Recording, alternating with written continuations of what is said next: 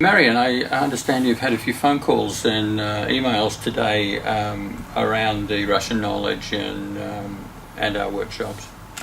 Yeah, I wanted to address some of the emails and phone calls I'm getting, not just today, because I don't know what's happened to today. There's definitely something in the air, but what we've had over a period of time. And I'm going to address some of the questions that we have and give you some clarity as to what's actually happening in reference to the Russian knowledge.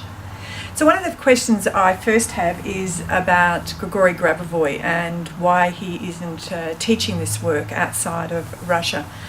And as with all people, there's always a bit of a story and a bit of intrigue. And if anybody has ever listened to anything to do with Russian politics, they'll certainly know that anything Russian sometimes works with a bit of intrigue.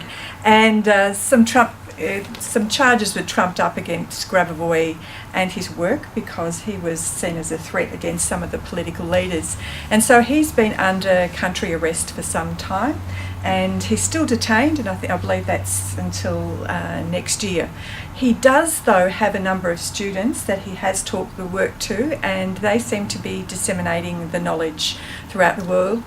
Some of them are Arapiev and Nadezhda and Vadim, who we've studied with at the Thailand project, and so we've predominantly been using their work. So will we see Grigory Grabovoi in the future? That'll be very interesting. I'm not too sure, but it'd be great at some stage. But in the meantime, we're still getting great information that we can use really in our daily lives. Mm-hmm. I guess quite a few people have been asking, what's the difference between the material of Petrov and Grigory Grabovoi's work? That's a good question.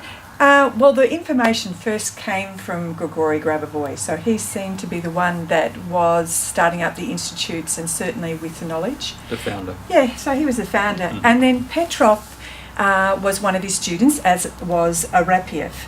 And Arapiev is still fairly well known in Russia, although I believe Petrov has sort of gone a little bit more of the commercial way and he's out. And I guess that's what we're seeing a lot more of his work.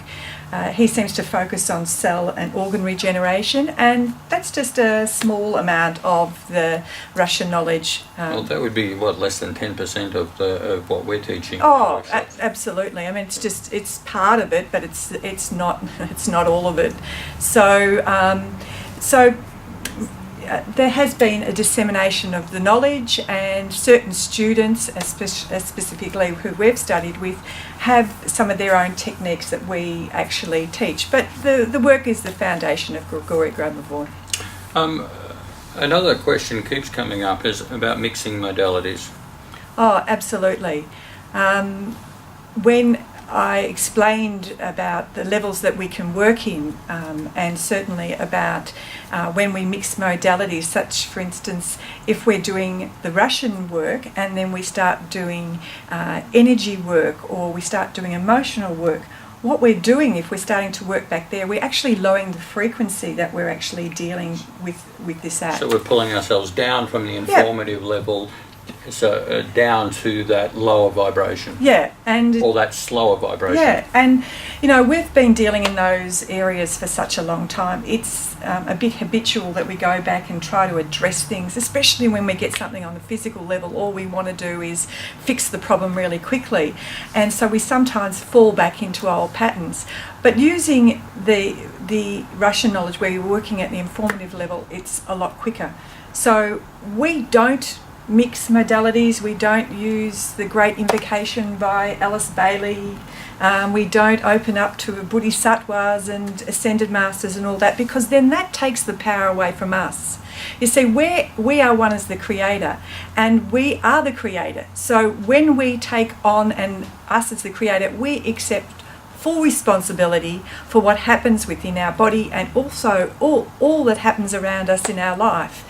And that's empowerment, and that's really taking. So we're working with our soul, not with an outside source. Ah, absolutely, because at soul level, soul knows everything. Yeah, absolutely. Yeah. We don't make anyone outside of us more powerful, because that's the old guru model where somebody else has the knowledge. We put the responsibility back on us, and totally. And then when we can accept and connect with our soul, with our heart, then things speed up a lot quicker.